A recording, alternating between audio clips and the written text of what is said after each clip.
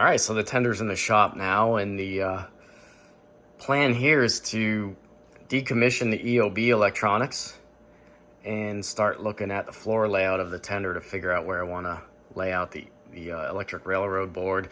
And I'll have to supply my own motherboard power supply for the rail sounds. So let's get this disassembled. All right, so I got the shell off, and kind of interesting, rather unique. They have a nice beefy 3-watt speaker, and it's emanating sound out through the coal pile, so it's kind of cool. There's going to be plenty of room in here, I think, for the stuff I have to install. So yeah, here's the old Train America Studios EOB board.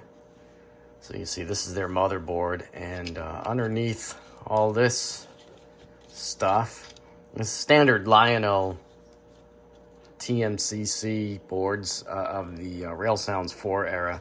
Let me get these bread ties off and these wiring harnesses undone. Take a closer look. Let's see. I don't know what this... Oh, is this like rosin covered cardboard? I don't know where they get this stuff from. So anyway,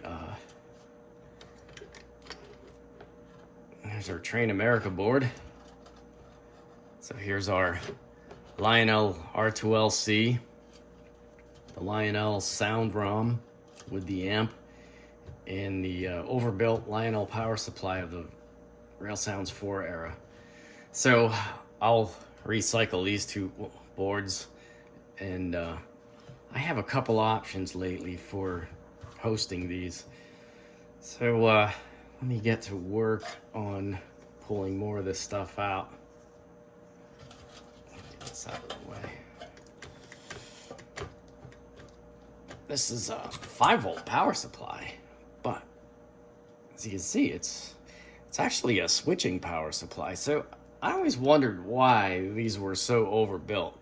I was just wondering if some renegade audio engineer decided that they needed this beefy switching power supply so there's like no sag during an audio playback from the audio board. I don't know.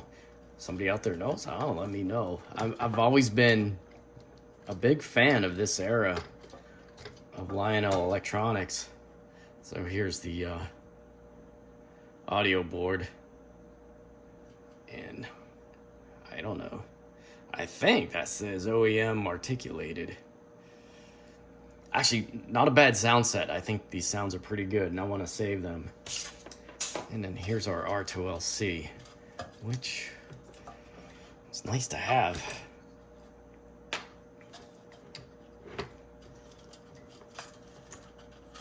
So what I'll probably do is just trim this tether somewhere. And yeah, this board here, I would have probably wanted to jumper power right to the bridge rectifier that lives under here. That's that guy there, if you can see it. These were known to short out. There's the power leads go onto this board directly, and they're pretty light. Anyway, I got kind of a scorched wire here. I don't know where that's from. Look at this. Boy, it's pretty nasty. Figure out where that's coming from, because everything seemed to work good on this engine. I mean, as you saw on the opening montage, running montage there, we were fine. So let me get some more stuff out of the way here. We'll get a closer look. All right, so here's another look at that shredded lead. Must have been running some fast freight, I guess. I don't know. Pretty wild. Anyway, here's the EOB motherboard again. I just wanted to show you something. If you watch some of my other third rail videos, I always try to point this out. Third rail's tender setups are a little unique. If you ever look at all their their wheels, they're all insulated. You'll see there's ground pickups. So the idea is that they pick up ground from, in this case, we just got a couple wheel sets here. Seem to be good enough. This engine ran pretty good. And everything else is floated. So the idea is that everything's isolated off the wheels. So axles, truck frames, the floor, the tender frame, they're all part of the TMCC antenna. And that's this connection here. See this solder lug right there. So most of the time I just keep that intact if it works good. On this engine, I'm just gonna leave that as is because we have good power pickup. I don't have to do anything about it, and it'll make my job a little easier. So plenty of room on this very generous tender floor for the electronics I got to put in. As you can see, the vintage electronics I am removing are pretty large, and the less vintage electronics going in are still pretty sizable compared to some of the modern stuff out there. So here's the ground pickup. As you can see, it's insulated from the rest of the truck. It's broke off. I'm thinking that was some of the scorched wiring I pulled out of here. It's funny because this engine had like no problems picking up power at all in the layout. All right, so here's my electric railroad board. I think it's gonna end up about here. Anyway, very similar to the old EOB, except it wasn't built to host the other Lionel audio boards, the power supply and the audio driver board or whatever. And it's just the R2LC or R4LC these days, and H-bridge MOSFET driver for the motor. There's a bridge rectifier. As you can see, here's your MOSFETs under here and your bridge rectifier. So same basic idea, just a slightly different package. This is nice because some of the user connections are screw terminals. So here's some of my options for these vintage Rail Sounds 4 components. So this would be all Lionel OEM parts. This is a motherboard they would have used in a lot of their smaller steam in the early 2000s. I used to buy these all the time off their support site before they took them offline. And it's nice, nice setup. The only thing is they use this, I don't know, it's like a Molex connector for power. And it kind of takes up a lot of room in the longitudinal direction here, and they can stand up a little high too vertically, so I got to be careful because of that speaker being where it's mounted. Another option might be to use one of these powered motherboards, which I got a handful of these off John Will. He was kind enough to sell me some. I may reserve these for tighter engine projects in the future, but these are pretty good. I'd like to compare one day the audio output of the powered motherboard versus the classic big whumping power supply version. And something curious I found in my stash. You can see this is not a Lionel OEM motherboard, but it's a very similar format.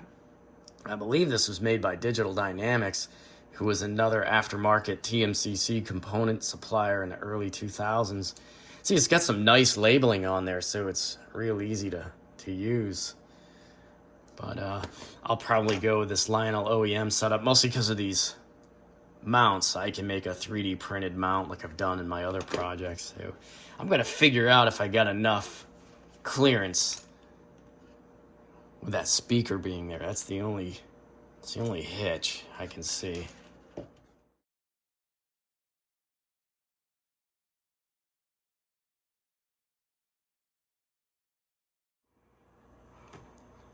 Here's the board layout on the tender floor. Not the most aesthetically pleasing setup.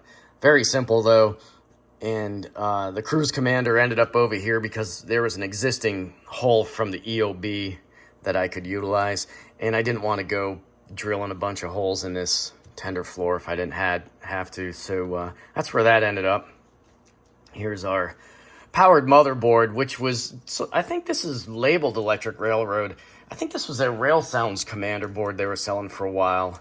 So as you can see, I was able to utilize the OEM articulated chip, which I think sounds good.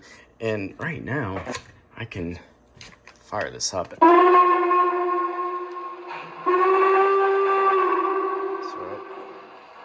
that works.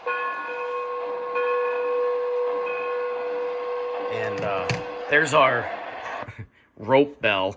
I don't think that's correct for this at all. But anyway, this is the layout. Here's what the inside's going to look like. So there's our big 3-watt speaker still in its original position. Run program switch. And I'm undecided on this volume pot. Not sure I'm going to do anything with it. The board has a built-in volume pot. And it's just a matter of cranking it up to full, making sure it works before you put it all together. And then you can use the cab 1 or the cab 2 to control volume levels. So I haven't figured that out yet. There is a landing pad of solder holes right here for a pot, but I don't know if I have to remove that. So I don't know, I've never messed with that before. I may just leave it go in the spirit of moving on. Here's the rear light. I should make sure this works. Typically, these were like 12 volt grain of wheat bulbs, so this should be okay. But pretty basic setup right now. And I got all the harnesses kind of on plug and cord connections here. Well, the electric railroad changeover was a success. So I just want to show you how nicely this thing moves. Look at that. I don't have very far to go, but I just wanted to show you how nice this little reverse gear linkage feature works now. I got them both working. And with a nice slow startup, you can get them to move quite nicely. Man, that is cool. You know what's gonna happen when I get this on the layout? I'm just gonna do that like 1,000 times. That's just too cool.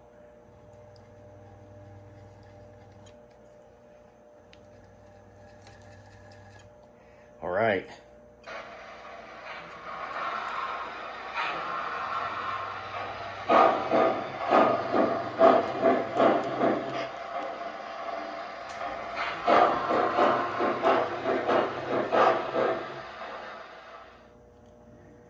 So here's the lighting arrangement for the front end. Turns out there's actually little LEDs in these lit number boards, so that's pretty nice. You can run them off the electric railroad board. You just have to be mindful of the output voltage in command mode, and also understand that I think the polarity is like opposite of track power. So that's what my little wiring harness reflects here. So I got a 1K ohm dropping resistor. It's wired to the output for the headlight. That's the original 6-volt headlight, so I got a 100 ohm dropping resistor with it in series there. And I got dedicated harnesses for each for future servicing, so this will pop right back into the front of the boiler. Also going to 3D print some plugs for these holes for the original class light leads. So that'll be done here shortly. I got the rear step assemblies replaced. These are Lionel parts I got from the support site. These are from their JLC Allegheny. And I 3D printed some real basic mounts in here with a set of holes. There's a locator pin on top of these little assemblies and a hole to put a miniature screw in there. So they're kind of inserted into this blank void here in the draw beam. So those are in place. They're slightly bigger than the stock ones. Hopefully this doesn't drive me crazy, because things like that will kind of drive me nuts a little bit. Sorry to say, but Precision Scale does make these, but when you order parts like that aren't in stock, they have to make them. So I just went with these Lionel parts that are available. And in the meantime, I am printing the 3D adapter for the Kadee mount. So that's in the process of printing right now. And these rather unimpressive parts are the boiler plug inserts. So I've been making these for a little bit now, and to me this is kind of the killer app sometimes for the 3D printer. Not the most impressive parts at all, but you know, I've plugged holes in these boilers with, you know, JB Weld and pieces of scrap styrene, and this is kind of nicer. Typically I'll make them to the inner diameter of the boiler shell, and then I'll kind of trim them to fit inside there. So I'm going to install them now. And anyway, here's what we look like. I think it's a crime to put such big holes in a boiler just to put some giant LED leads out. Anyway, not the most impressive 3D print, but very, very practical. That's what I like about the printer. Saves you a lot of time just rooting around in your scrap box and just making a general mess. But anyway, I think that's pretty good. Just wanted to plug those holes. So I'll get that boiler front put back on and await my Kadee mount progress here. So my Kadee adapter is done, and it looks like this, just slightly tweaked. I had to move a few things around, but I got it on the second try, so it wasn't too bad. It's like about a 40-minute print, I think. So that's what it looks like in there. Uses the two rearmost shell screws, mounting screws, so I didn't have to cut or grind anything on this tender. And you can see the Lionel steps are in place. So I got a couple more FDM prints to make, and that would be I decided not to follow through on the pot, so I'm gonna just make some plugs for the pot. And I think that was a cruise on off switch for the old EOB. I'm just gonna plug that. All right, not a terribly exciting 3D print again, but I got a nice clean looking plug for the old volume pot hole there, and I'm currently printing another plug for this guy here. And while I'm waiting for that to finish, I'm going to modify these resin printed lenses I made a while back. I think I made these for my EM1. These fit Lionel lanterns that don't have the lenses in them, so I have to adjust these. That little kind of plug diameter has to be a little smaller, so I'm going to go ahead and print up a set for the front and rear lanterns here. Real basic print. Do this in resin. We have here the Allegheny back on the layout now, with the electronics pretty well sorted out, with the electric railroad crews installed. And I've got really nice control, especially at startup. A little better than the EOB. Doesn't step out as smartly as the EOB electronics would have it. And the nice thing about my slower, more controlled startups is I can really show off these movable reverse linkages. So you can see here, get it moving here real quick. Wake up my cab one. You can see that.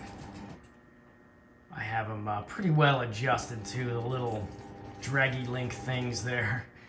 Took me a few goes at it to get them adjusted quite right, but turned out I had to adjust them a little tighter than I thought to get that drag off that rear axle on each set of engines there. But as you can see, it works pretty nice. And the startup's real nice and smooth and powerful. No jolts to the train it's pulling, and in pretty good shape. I've gotten quite addicted to just doing startups on this so I can watch the reverse gear move. That's pretty cool.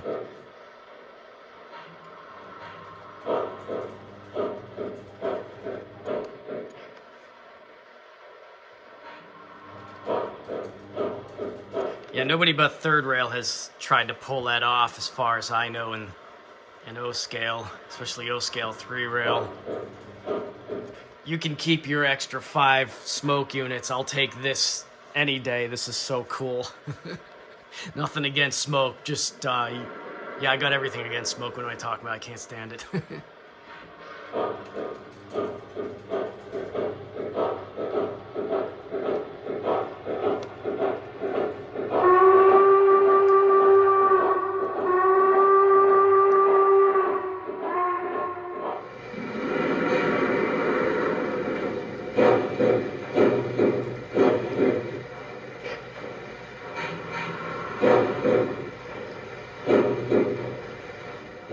Just wanted to show I did address the tender gap on this too, and this is probably as far as I want to go.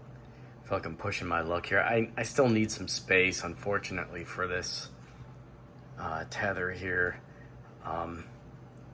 So this is about as far as I'll go right now. I trimmed the deck plate, the existing one, and that was more courage than skill on that. I'll clean it up a little bit before I'll just touch up the paint on that, but I just milled a new hole in the drawbar there. So it looks better, I think. I mean, I got it that much closer. I like this basket thing up here. It's pretty cool. So I've got a little side quest that kind of happened here with this Allegheny project. And this is a nice brass scale caboose I picked up at the Cleveland 2-Rail show quite some time ago. I got it real cheap. It needs a little TLC, as you can see. And right now it's just going through and removing some of the weathering that was on here with some alcohol and cotton ball. And I think it looks pretty good. What I wanted to do was get some of the weathering off, repaint this roof, and repair some of the lost details here. So I think this will be pretty nice to run behind the Allegheny. And right now, even though these trucks flex in this axis, this thing seems to go through my Atlas, which is pretty good. I did investigate changing these 2-rail wheel sets to 3-rail, but I don't think it's worth the hassle since this runs so good. And it's already got Kadee's on it. I don't know who made this. I don't know what vintage this is either, but as you can see, I got a couple of things to fix here, so I'm gonna figure out how to go about doing that. All right, so I made a couple of repairs here to the missing pieces on this roof. Tried to clean up some of these solder blobs. And I think I'm gonna respray this roof, but it's gonna be quite the masking job to do it. I'm trying to decide how much work I want to put into this thing. I only paid 20 bucks for it, but I think it's worth a little effort. Also gonna respray the trucks. I don't think I'm going to disassemble this again. I'm just going to mask it up so I can get the roof redone. And I gotta fix this nasty scratch over here, but as you can see, I got most of the weathering, and I think there was a pretty healthy couple layers of Dullcote on here, and that came right off with a little bit of isopropyl and a cotton ball. I want to kind of unfog these windows, but I don't know, I might just let it go. See what it looks like when I get the roof repainted. And a bit of a dent here too. I don't know what's up with that. All right, I decided I'm gonna reglaze this caboose. You can see I got all the glazing out. I think it was dull coated from both sides, and it was held in with my favorite, looks like Walther's Goo. It came out pretty easy, but I might touch up the interior a little bit with some green paint. And now that it's disassembled, just wanted to show you this cool homebrewed vintage perf board circuit in here.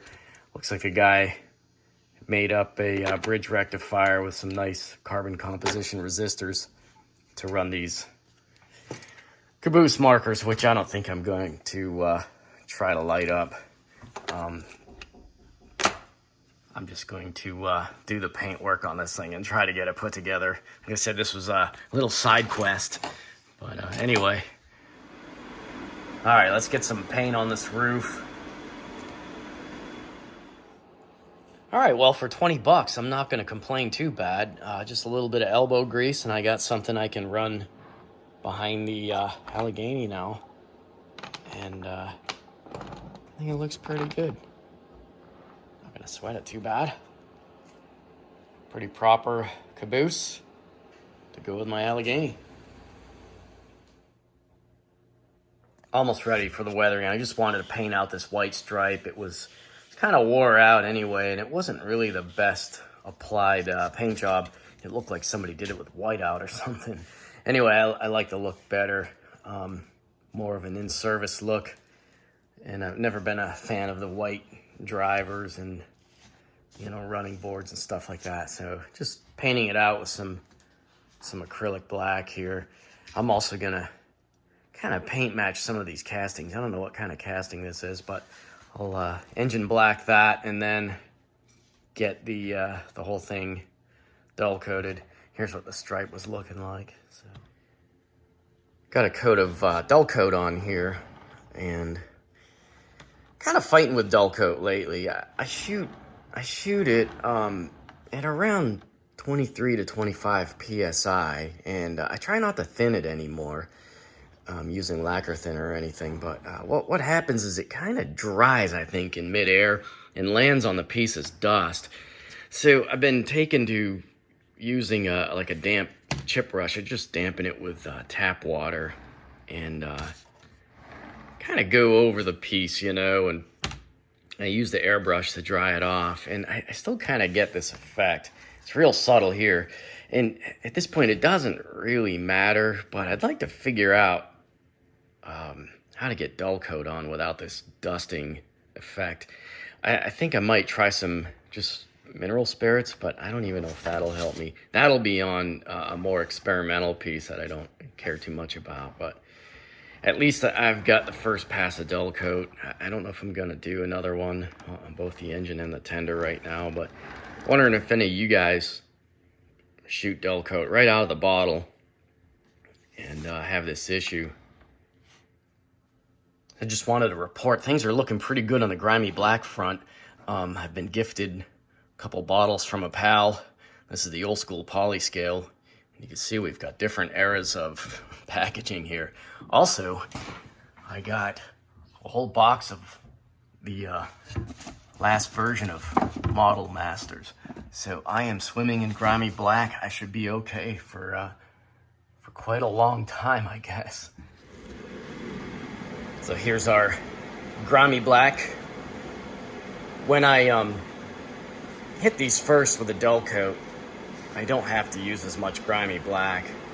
Typically what I'll try to do is go vertical on the passes. I'll do a broad stripe that way, and I'll try to just do a scoop here, like a little smile along the tender, just to get some more paint on these ends. I don't go too crazy, because the last step, the dry brushing, really helps bring this out. I'm not trying to get like tiger stripes on here, that's for sure. I'll get a little, probably railroad tie brown's a good color for the running gear. I'll just get a couple hits on the trucks. Coupler face, I usually do a dark earth kind of color. Probably just use this Model Air, but I'm having good results with this vintage poly scale. And the smell is bringing back some nostalgia vibes here on this job, so kind of cool. So I have the tender off to the side for now, and right now I've got the engine up here, and I just want to try to do something about my dusting problem I had with the Dullcote. So what I'm doing is a real thin wash of engine black. I got some just Badger's Model Flex that I had out here. This stuff seems to be pretty good for acrylic. Probably use more of it in the future, but right now my anxious cries for more Grimy Black have been answered for the time being. So what I'm doing is kind of going over this stuff here, seeing if I can get rid of this white powdery dust. It seems to be working pretty good.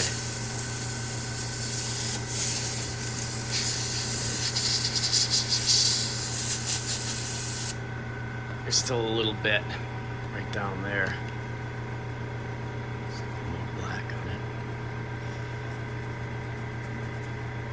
once I'm done with this, I can start weathering the drivers. I think that's working pretty good. The idea with dull coating this engine too is it does a couple things. It unifies all the different surfaces, all the different paint finishes that might be on here. Also, it does a bit of fading. It's kind of like a pre-weathering. Like I said, I don't have to use as much Grimy Black when I do it this way, and I can still end up with some pretty decent subtle effects toward the end when I'm applying Grimy Black. So works out really good. Another nice thing, what I'll try to do anymore is dull coat these engine projects and leave them sit overnight, maybe 2 nights, and see if I get any oil splotches from overzealous smoke unit use by the previous owner. So, man, so far this hasn't splotched out on me. I'm so happy. So I think this is gonna be a really cool looking engine here. But I'm gonna go ahead and do some more of this dusting effort here, and then get the Grimy Black going on the drivers. All right, getting ready to lay on the color on the drivers here. Just testing my setup. I think we're about ready. All right, so this is what the Grimy Black looks like on the drive line here. What's nice about this little setup is I can kind of index the drivers and get at stuff that I missed. Sometimes I'll poke in there with a brush to get like these rear drive rods sometimes. A lot of times I can get it all with an airbrush. For those curious, there's probably like maybe 3/4 of a cup that went onto this whole side of the engine. So I do the drivers, and I also make some passes along the boiler and the length of the running boards. Try to hit the firebox area, cab. So I'll do one side at a time. And like I said, I don't have to use a whole lot now that this has been dull coated. So I'm going to turn this around. So that's what it looks like. So I did my boiler streaking with my AK pencils again. And when you layer over the Grimy Black, you'll see better later. You get some nice subtle effects.